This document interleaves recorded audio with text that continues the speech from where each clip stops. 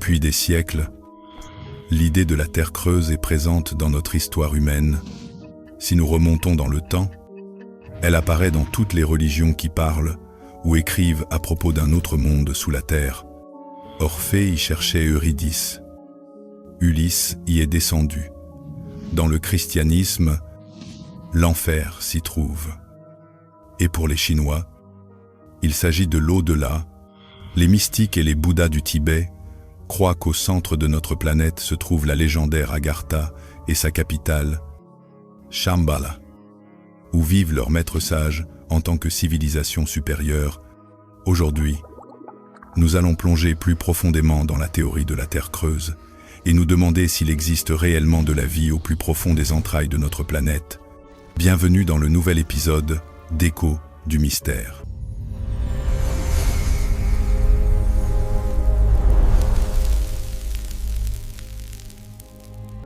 La théorie de la Terre creuse soutient que la Terre est une planète creuse, avec d'anciennes entrées vers le monde souterrain dispersées un peu partout.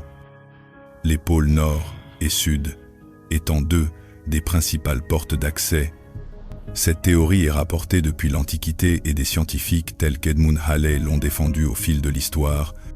Essayons de retracer l'histoire de cette hypothèse. Platon est considéré comme le premier théoricien de la Terre creuse, et cette idée fut reprise par le célèbre scientifique et membre de l'Académie des sciences de Saint-Pétersbourg, le mathématicien Léonard Euler. Selon l'une des théories d'Euler, notre planète est creuse et, à l'intérieur, il existe un autre soleil qui brille au-dessus de continents habitables. Il reconnaissait l'existence d'une enveloppe creuse, séparée à grande distance du noyau. Cette enveloppe, selon lui, possède des sorties aux pôles nord et sud. Euler croyait qu'un tel dispositif offrirait une meilleure stabilité à la planète qu'une structure composée de plusieurs couches. L'idée d'une Terre creuse fut également défendue en 1692 par le célèbre astronome Edmund Halley, le même qui découvrit la comète de Halley. Il pensait que la Terre était constituée de couches d'environ 800 km d'épaisseur, de deux enveloppes concentriques séparées par des atmosphères et possédant leur propre pôle magnétique, ainsi que d'un noyau central dont le diamètre était similaire à celui de Vénus, Mars et Mercure. De plus, ces sphères tournaient à différentes vitesses. Halley croyait que les fuites de l'atmosphère intérieure étaient à l'origine des aurores boréales en 1818. L'ingénieur américain John Cleave Sims fit appel au Congrès américain pour financer une expédition destinée à rechercher un passage vers l'intérieur de la Terre. Le 15 avril 1818, les membres du Congrès, le président de l'université et plusieurs grands érudits reçurent le message suivant: « Je déclare que la Terre est creuse et habitable à l'intérieur, contenant plusieurs sphères concentriques solides, l'une dans l'autre, et qu'elle est ouverte aux pôles sur 12 ou 6 degrés. Je demande 100 compagnons courageux, bien équipés, pour partir de Sibérie, en pleine saison, avec des rennes et des traîneaux, sur la glace de la mer gelée. Je m'engage à ce que nous trouvions une terre chaude et riche, pourvue de plantes vigoureuses et d'animaux, voire d'hommes. Je mets ma vie en jeu pour soutenir cette vérité et suis prêt à explorer la cavité si le monde me soutient dans cette entreprise. » Bien sûr, on ne lui donna ni argent ni crédit, mais il gagna néanmoins un grand nombre de partisans au XXe siècle. Avec de nouvelles connaissances en géographie et en géologie, d'autres personnes continuèrent à chercher ce monde mystérieux.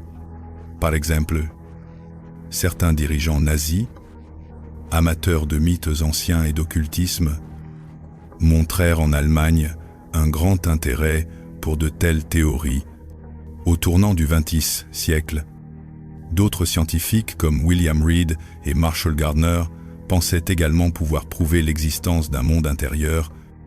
L'un des faits les plus curieux rapportés par les explorateurs de l'Arctique est que la température de l'air et de l'eau devient plus chaude à mesure qu'ils approchent du pôle Nord. Étrange, n'est-ce pas? Sur la base de ces observations, ils affirmaient également que les mammouths ne sont pas éteints, mais habitent encore l'intérieur de la Terre. À l'inverse, les bouddhistes d'Asie centrale croyaient en une terre merveilleuse sous nos pieds appelée Agartha. Agartha serait un lieu où les êtres sont plus beaux et plus sages que nous, et où règne un roi ayant le pouvoir de lire l'âme humaine. Pendant des milliers d'années, les érudits tibétains, en plus d'enseigner l'existence d'un monde intérieur pacifique, ont affirmé être en contact avec le roi du monde intérieur, souverain suprême de toute la planète, dont le représentant dans le monde extérieur serait le Dalai Lama. Il parle également de tunnels reliant le Tibet au monde intérieur et affirme qu'il en existe beaucoup d'autres sur Terre, comme ceux trouvés sous les grandes pyramides d'Égypte et d'Amérique du Sud. On dit que des entrées vers des cités souterraines existent autour du vaste bassin amazonien et relient la cité perdue d'Eldorado au reste du monde ancien, la capitale du monde intérieur, et donc de tout le monde. Est une cité appelée Shambhala. En sanskrit, Shambhala signifie lieu de paix, de tranquillité et de bonheur. Selon les bouddhistes, il existe de nombreux portails permettant d'atteindre la terre intérieure, Agartha. Mais seulement si l'on y est admis. Certains pensent qu'il existe exactement 7 portes menant à la surface, correspondant aux 7 chakras de la terre, semblables aux 7 chakras de l'homme. On croit que les Lémuriens et les Atlantes ont construit des pyramides sur ces centres d'énergie dans les jungles de l'Amazonie, au Mexique, au fond de l'océan Atlantique, sous le désert du Taklamakan en Asie centrale et en Chine. Agartha serait le refuge de civilisations supposées éteintes comme les Atlantes et les Lémuriens. Et il est également dit que les habitants du nord du Mexique ont creusé des souterrains pour se protéger des volcans en éruption. Dans les années 1920, l'archéologue Edmund Cayce explora de nombreuses grottes en Amérique du Sud qui auraient une entrée vers la terre intérieure. On raconte que, dans l'une de ces grottes, un vaisseau appartenant aux Atlantes fut découvert. Très bien. Mais que se passe-t-il si nous suivons la logique et vérifions les images satellites, cela devrait être clair. Eh bien, non. Car nous avons un problème, les photos et vidéos de la NASA montrant les pôles sont très rares. Elles sont difficiles à trouver et, lorsqu'il y en a, elles sont couvertes de glace, d'anomalies, de nuages, ou même masquées intentionnellement. Le 23 novembre 1968, la sonde spatiale américaine ESA-70 prit plusieurs photos du pôle Nord en totale absence de nuages. Sur ces clichés, un immense trou noir est clairement visible dans la région polaire. Les photos sont authentiques, des expertises l'ont confirmé à plusieurs reprises. Leur publication relança l'intérêt pour la théorie selon laquelle notre planète est creuse et qu'une autre forme de vie pourrait exister à l'intérieur. Regardons les faits par exemple. La grotte des Son Doong, au centre du Vietnam, possède sa propre rivière, sa propre jungle et peut contenir un gratte-ciel de 40 étages. Elle mesure 5 km de long, 200 mètres de haut et 150 mètres de large, tout comme la grotte de Mammoth dans le Kentucky. L'Amérique du Nord, qui possède le plus long système de grottes au monde, présente une longueur totale de 591 km. Et il n'a pas encore été exploré jusqu'à son extrémité. Alors, qui peut nous confirmer que ces grottes formées naturellement ne s'enfoncent pas beaucoup plus profondément en Inde? Le Ramayana et la Bhagavad Gita sont les 2 textes les plus célèbres. Le Ramayana raconte l'histoire du grand avatar Rama et la Gita celle de Krishna. Le Ramayana décrit Rama comme un émissaire d'Agartha, arrivant sur un véhicule aérien. Ces véhicules aériens étaient appelés Vimana, ce qui signifie la voiture ou le char des dieux. Fait intéressant, Les objets volants demeurent présents dans toutes les histoires liées aux civilisations souterraines. En Égypte, on croyait qu'un tunnel secret reliait la grande pyramide de Gizeh à une cité souterraine où les pharaons communiquaient avec les dieux de l'au-delà. En 1895, le lauréat du prix Nobel Fridtjof Nansen entreprit une expédition vers le pôle Nord, mais perdit complètement son orientation lorsqu'il arriva dans un endroit qui n'existait sur aucune carte. Alors qu'il disposait des meilleurs instruments de navigation de l'époque, de nombreuses choses étranges se produisirent, dont l'un des phénomènes les plus étonnants, le changement soudain de température, passant d'un froid extrême à une chaleur surprenante. On ne sait pas exactement où Nansen se trouvait, mais il n'était certainement pas au Kansas. L'Asie centrale est le berceau de légendes concernant une race souterraine appelée les Agarthi. Les monts Altaï abritent la tribu Tchoud. Dans le livre Shambhala, Roerich affirme que le nom Tchoud, en russe, a la même origine que le mot « miracle ». Son guide à travers les montagnes Altaï lui raconta que les Tchoud étaient autrefois une tribu forte mais pacifique, qui prospérait dans cette région jadis lointaine. Nicolas Roerich mentionne également que, partout dans les montagnes Altaï, and direction de Khotan, les sabots des chevaux sonnaient creux lorsqu'ils frappaient le sol, comme s'ils chevauchaient au-dessus d'immenses cavernes souterraines.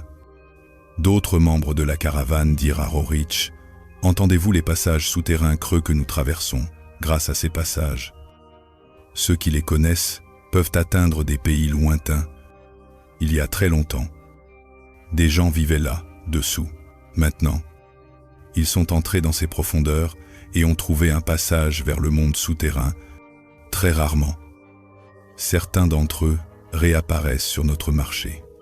Ces personnes viennent avec une monnaie étrange, très ancienne. Mais personne ne se souvient de l'époque où cet argent était utilisé ici. Lorsque Roerich demanda s'il pouvait lui aussi voir de telles personnes, ses compagnons lui répondirent: « Oui, si tes pensées sont assez élevées pour entrer en contact avec ces êtres sacrés, car seuls les pécheurs restent sur terre, et les êtres purs et courageux passent à quelque chose de plus beau. » Les premières informations confirmant l'existence de mystérieux habitants du monde souterrain apparurent dans le magazine Amazing Stories en 1946. L'article fut écrit par l'auteur, journaliste et scientifique américain Richard Shaver. Il y relata son contact avec les habitants de la civilisation souterraine. L'auteur affirma qu'il avait réussi à vivre plusieurs semaines parmi des mutants souterrains. Il décrivit leur apparence comme suit. Ils ressemblaient à des démons issus des anciennes légendes terrestres. On pourrait attribuer ces histoires à l'imagination débordante d'un célèbre journaliste. Mais après la publication de ces témoignages, le magazine reçut de nombreuses réponses de lecteurs confirmant ses propos. La Terre creuse est aussi décrite dans le roman du membre de l'Académie, Vladimir Obruchev, Plutonia. Jules Verne en parla également dans son roman Voyage au centre de la Terre. Nicolas Roerich et bien d'autres auteurs en traitèrent aussi. Cette hypothèse fut prise très au sérieux dans l'Allemagne hitlérienne, où l'on entreprit même des recherches pour trouver des passages menant à l'intérieur de la Terre en 1969.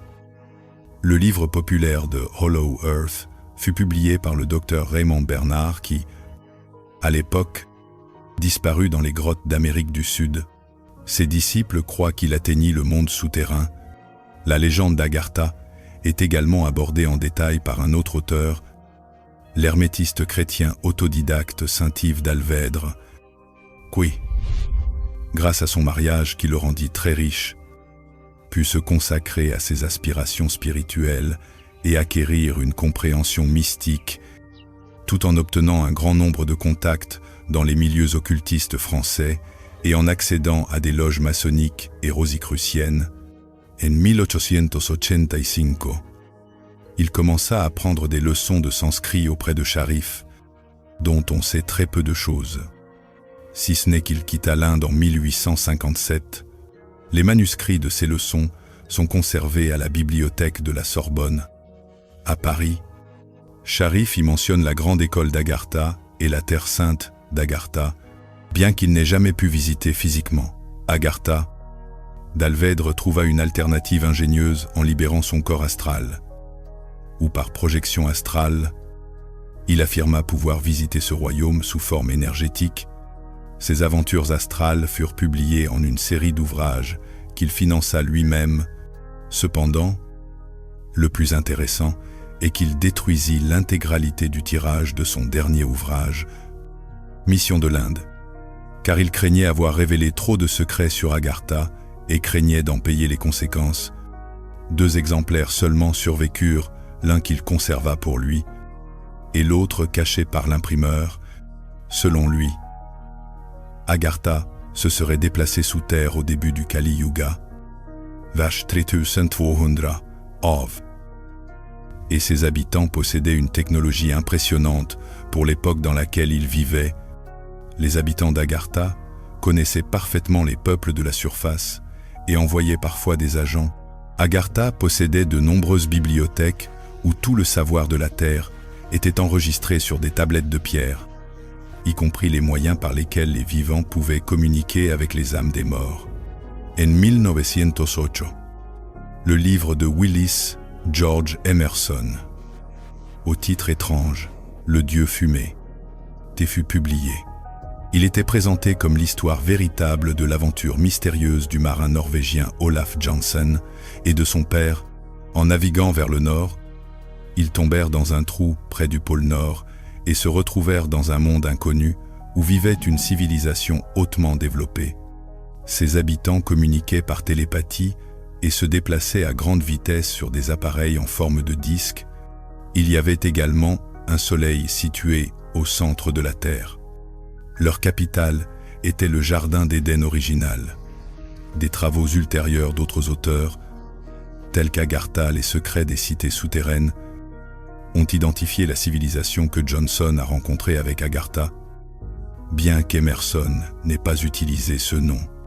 Après 2 ans, le père et le fils quittèrent ce monde par un trou, jusqu'en Antarctique. Sur le chemin du retour, le père périt dans l'océan.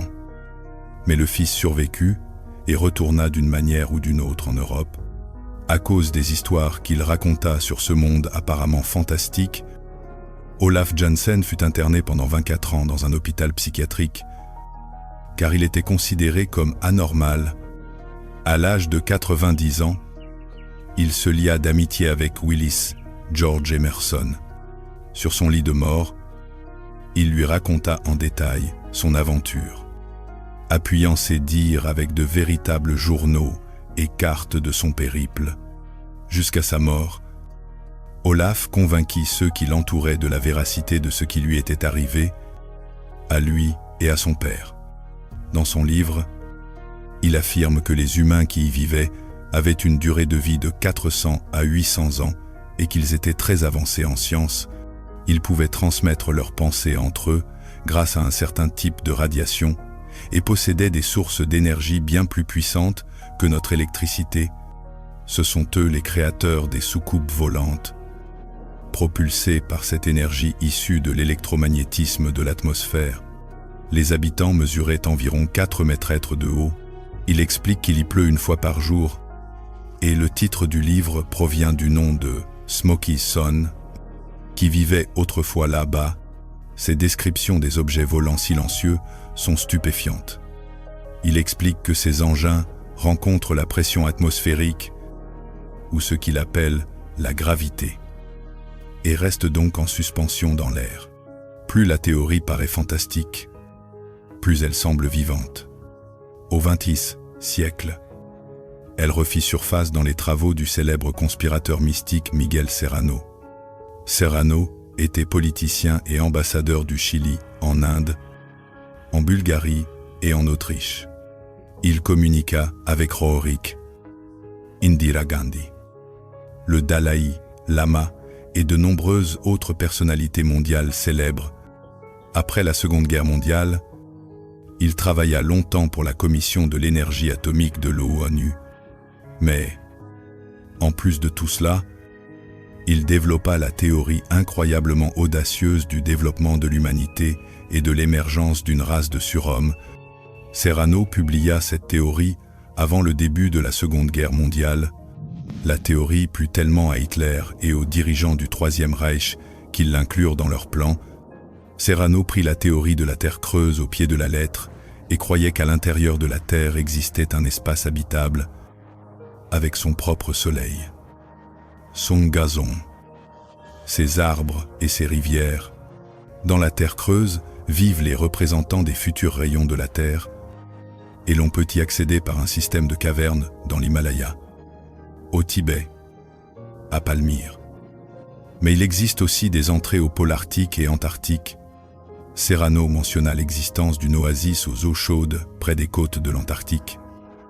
Bien qu'il se soit lui-même rendu en Antarctique avec une expédition militaire chilienne, autre fait intéressant, le gouvernement américain n'autorise pas les avions à survoler les pôles.